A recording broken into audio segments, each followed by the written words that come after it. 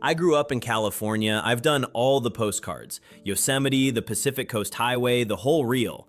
And I still got completely blindsided by a place 3 hours from my house that I'd never even heard of. That's the thing nobody tells you about this state. There's the famous California everyone photographs, and then there's a second, stranger California hiding right behind it. Ghost towns frozen mid-sentence. Lakes older than the mountains around them. A forest where you can drive your car straight through the tallest living thing on Earth. So I went looking for the best of it. 12 places, counting up to the one that flat out stopped me in my tracks. And I'm betting you haven't heard of most of them. Tap like if you're the kind of person who'd rather find the empty trail than wait in line for the famous one. And let's get into it. Number 12, Locke. We start somewhere that looks like nothing from the road. One leaning little main street out in the farmland of the Sacramento Delta, and is actually one of the quietly most important places in the state. This is Locke, and it's the only town in America built by Chinese immigrants, for Chinese immigrants. In 1915, after a fire burned down the Chinese quarter of a nearby town, a group of laborers from one region of Guangdong did the exact thing the law was designed to stop them from doing. They built their own town. California's alien land law made it illegal for them to own the ground, so they leased it and built anyway. A school, family associations, businesses, homes, packed onto a few blocks along the top of the river levee. At its peak, it was a thriving community, and depending on who you ask, also home to enough gambling halls, speakeasies, and backroom operations that it picked up the nickname California's Monte Carlo, while the local law politely looked the other way. Walk it today and almost nothing has been modernized. The wooden buildings tilt, the boardwalks sag, and a couple are still museums you can step right into. The old Dai Loi gambling house is preserved exactly as it was left. It's a National Historic Landmark. It's mostly silent now, and it tells you a piece of California history the postcards leave out completely. Number 12, and we've barely started. Number 11, Trona Pinnacles. Here's a landscape you have absolutely seen before. You just assumed it was an alien planet. Out past Ridgecrest on the cracked bed of a long-dead lake, more than 500 jagged spires erupt straight out of the flat desert floor, some of them 14 stories tall. They're called the Trona Pinnacles, and they're tufa, towers of calcium carbonate that grew underwater tens of thousands of years ago, back when this whole basin was a chain of Ice Age lakes stretching all the way to Death Valley. The lake evaporated. The towers stayed standing, sorting themselves into shapes the rangers actually have names for: towers, tombstones, and toothy ridges, in a place early visitors used to call Cathedral City. And because they look like nowhere else on Earth, Hollywood has been quietly driving out here for decades. Star Trek, the Planet of the Apes remake, Battlestar Galactica, Disney's Dinosaur, even a Rihanna music video. All of them use these exact rocks to play Another World. Something like 30 productions a year still film here. What's wild is there's no gate, no entrance fee, no crowd. It's public BLM land at the end of a dirt road, and most days you can wander a 15 square mile field of alien spires completely alone, then camp right underneath them for free and watch a sky with zero light pollution come out. You've been looking at this place your whole life on a screen. Almost nobody realizes they can just walk into it. Number 10, Julian. This next one comes with a story most people who visit it never hear. In 1869, a black cattleman named Fred Coleman, a former slave by several accounts, stopped to water his horse in a creek in the mountains an hour east of San Diego, caught a glint in the stream bed, and accidentally kicked off the only gold rush in San Diego's history. The town that boomed up around it is Julian, sitting at around 4,200 feet in the Cuyamaca Mountains, high enough to get real snow and 4 actual seasons, which down in Southern California is practically a magic trick. Over 200 mines went in, and when the gold inevitably ran out, Julian did something smarter than most boomtowns. It planted apples. The cold air and rich soil turned out to be perfect. Julian apples started winning medals at World's Fairs, and the whole town reinvented itself around the pie. Come October, the hillsides turn gold, the orchards come in, and the bakeries crank out apple pies by the thousand. Today, the historic Main Street still has its wooden storefronts and a gold rush era hotel you can sleep in. In autumn, the place smells like cinnamon and wood smoke, while half of San Diego County lines up for a slice. You can tour a real 1,870 seconds gold mine, walk the entire town in an afternoon, hike Vulcan Mountain for the view, and stand in the creek where a formerly enslaved man redrew the map of California. Number 10. Number 9. Pioneer Town. Number 9 is a town that began its life as a fake. In 1946, Westerns were the biggest thing in America, and a group of Hollywood people, including the singing cowboy stars Roy Rogers and Gene Autry, got tired of driving hours into the desert to film them. So they built their own Old West town in the high desert near Joshua Tree. 1880s-style saloon, bank, and jailhouse facades on the outside, and real working interiors on the inside. An actual bowling alley, an ice cream parlor, a motel. They called it Pioneer Town, and more than 50 films and TV shows shot here through the 40s and 50s. Here's the twist. The set never got torn down. People just kept living in it. The pretend town quietly became a real one, with a few hundred permanent residents, and that old cantina set from the Westerns became Pappy and Harriet's, a barbecue joint and music venue so beloved that genuinely huge acts will detour into the middle of nowhere to play its tiny stage. Robert Plant and Leon Russell have both stood up there. So you can walk a movie set Main Street, watch a staged gunfight on the same dirt the cowboy stars filmed on, stay the night in a vintage motel, and then catch a world-class concert in a building that started out as a prop, a town that was invented and decided to become real anyway. Numero 8, Mono Lake. Picture a lake older than most of the mountains around it, at least 760,000 years old, one of the oldest in North America. It has no fish in it at all. The water is 2 to 3 times saltier than the ocean and alkaline enough to sting, and yet it's one of the most alive places in the state. Trillions of brine shrimp that exist nowhere else on the planet, swarms of alkali flies, and 2 million migrating birds that drop in every single year to feed on them. This is Mono Lake on the eastern edge of the Sierra, and rising straight out of its glassy surface are the Tufa Towers, knobby limestone spires that grew underwater and got stranded standing in the open air when the lake level dropped. At sunrise, they glow gold against the mountains, and the whole place tips fully over into looking like Mars. The water is so dense with minerals that you bob in it like a cork, and in summer you can paddle a kayak out among the towers at first light while California gulls, one of the largest nesting colonies in the state, wheel and cry overhead. There's a darker reason those towers are exposed, by the way. Starting in 1941, Los Angeles diverted the streams feeding the lake and piped the water 350 miles south. Mono dropped 45 feet before a decades-long legal fight finally forced the city to let it climb back. The Kutsadika people lived on this lake's bounty for centuries before any of that.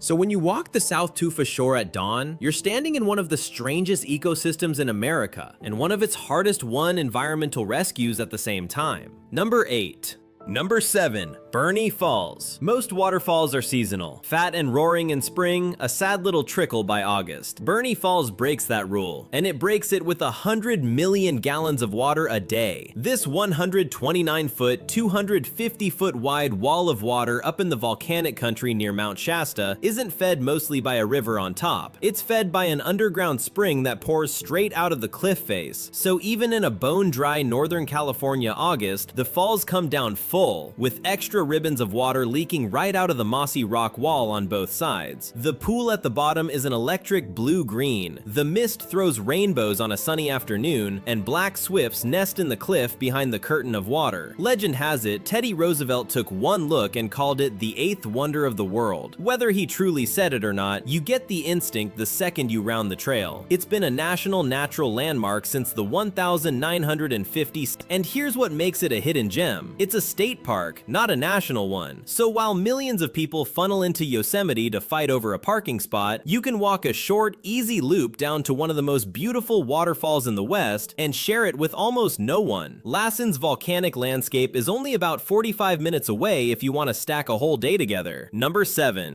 Number 6. Alabama Hills. If the Trona Spires are the desert pretending to be another planet, these are the desert pretending to be the entire Wild West. Just outside the tiny town of Lone Pine, a field of enormous rounded golden boulders, granite that's been weathering for around 80 million years, piles up at the foot of the Sierra, and framed perfectly behind them is Mount Whitney, the tallest mountain in the lower 48. The rocks are full of natural stone arches, and the most famous, Mobius Arch, lines up so cleanly that at sunrise you can take a single photo with the arch in the foreground and a 14,000-foot snow-capped peak glowing right through the hole in the middle. Hollywood figured this out a century ago. More than 400 films and shows have been shot in these rocks since the 1920s. Nearly every classic Western you can name, plus modern blockbusters like Iron Man and Django Unchained, to the point that the dirt loop running through them is literally named Movie Road. Ansel Adams shot here too. It's free BLM land. The arch is a half-mile walk, and you can camp right out among the boulders. Stand there at dawn with Whitney lit up pink, and you'll feel like you wandered onto a film set, because you basically did. Lone Pine even throws a film festival every October to celebrate it. Number 6. And if you're enjoying these, this is the spot to hit subscribe, because the top 5 is where it gets ridiculous. Number 5. Carrizo Plain. Number 5 is a place where you can walk up and put your hand on the most famous fault line on Earth. Halfway between Los Angeles and the coast, the Carrizo Plain is a vast, empty grassland, California's last big intact one, and the San Andreas Fault runs right along its edge. So exposed and so obvious that geologists bring students out here to see the planet's plates grinding past each other written directly into the hills at a spot called Wallace Creek. Stand on that offset and you're looking at the literal scar where two tectonic plates have ratcheted past one another foot by foot for millions of years, a creek bed that's been bent sideways by earthquakes. In the middle sits Soda Lake, a blinding white salt flat that looks like someone spilled a mountain of baking soda. It's one of the quietest places I've ever stood. Locals say you can hear the silence. There's ancient Chumash and Yokuts rock art at Painted Rock, and then in the right year after a wet winter, the whole plain detonates. The 2017 super bloom turned these hills into solid sheets of yellow and purple so intense you could pick them out from space, pulling in pronghorns, sandhill cranes, and reintroduced condors. At night, with no town for miles, the stars are absurd. There's basically one road, half of it dirt, across 250,000 acres that President Clinton protected as a national monument in 2001.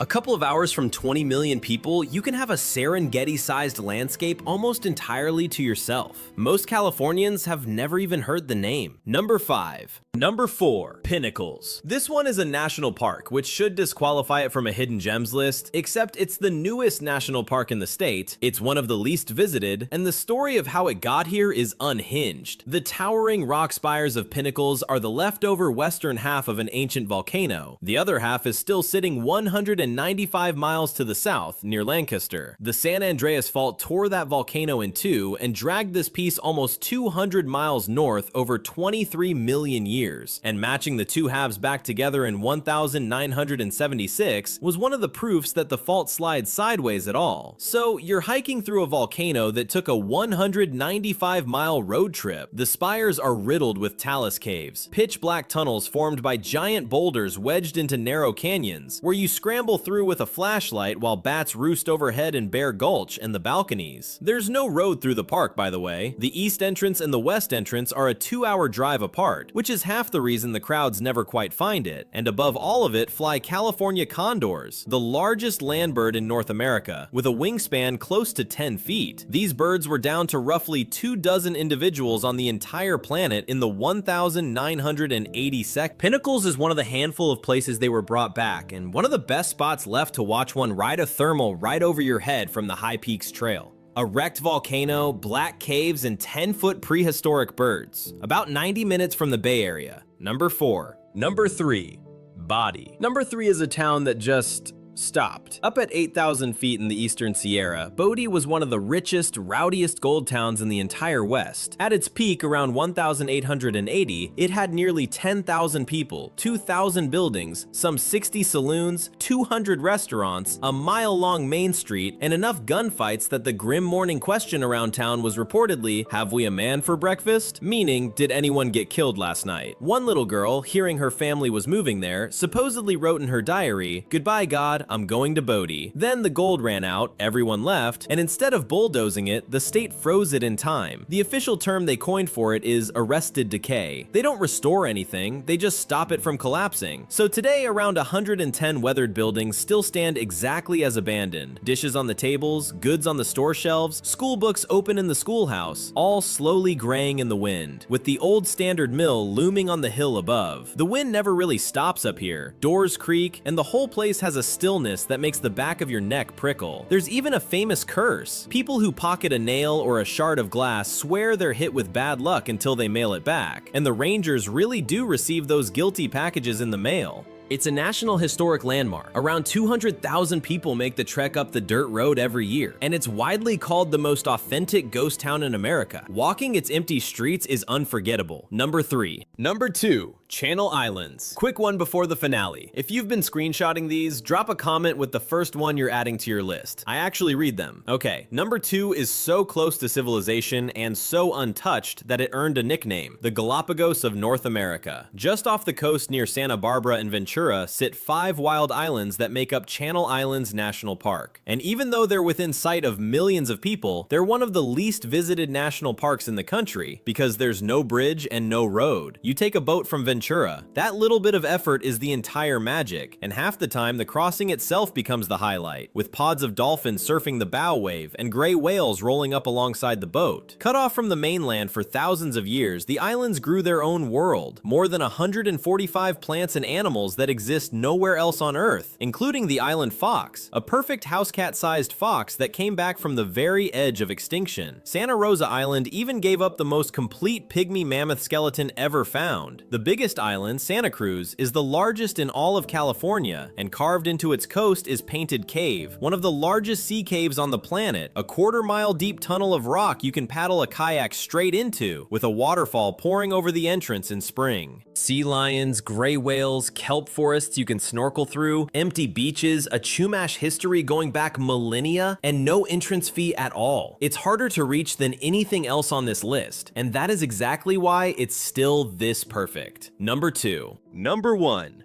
Avenue of the Giants. And number 1, everything on this list has been building to it, and it's the one I'd send anyone to first. 4 hours north of San Francisco, a 31-mile road peels off the freeway and dives into Humboldt Redwood State Park. And within about 30 seconds, the light goes dim and green, and you realize the things on either side of your car are the tallest living organisms on the planet, coast redwoods. Over 300 feet tall, some closer to 370, and up to around 2,000 years old, which means some of these trees were already ancient when Rome was new. Stand a school bus on its end and stack 5 of them, and you'd still be craning to see the top. This one park holds 3/4 of the 100 tallest trees in the entire world. The road is called the Avenue of the Giants, and here's what undoes people. You don't have to earn it. No permit, no reservation, no fee. You literally just drive your car through a 2,000-year-old cathedral, with turnouts every few minutes where you step out onto a soft, silent forest floor and crane your neck at something so large your brain can't quite find the top of it. Walk the short loop into Founders Grove and you'll meet the Dyerville Giant, a fallen titan estimated at around 2,000 years old. Keep going into Rockefeller Forest and you're standing in the largest old-growth redwood forest left on Earth, a place that only exists because 3 men on a 1917 road trip saw it being clear-cut and started the fight to save it. There are even spots nearby where the road runs straight through a living tree. Bring a picnic, roll the windows down, and give it the whole afternoon. The Eel River winds along beside you. The air smells like wet bark and cold stone, and the hush under the canopy is the kind you feel in your chest. Now, here's the part that gets me. While millions of people queue for a shuttle into the more famous redwood spots, this one, older, bigger, almost free of crowds, sits quietly off the highway, and most of them blow right past the turnoff. You can stand completely alone at the base of the tallest living thing that has ever existed, in total silence. It's been there for 2,000 years. It was there the whole time. We just had to look. Number 1. That's 12. And if even one of them just jumped onto your map, you're officially in on the second California most people never see. Drop the one you're hitting first in the comments, and I'll see you on the next one.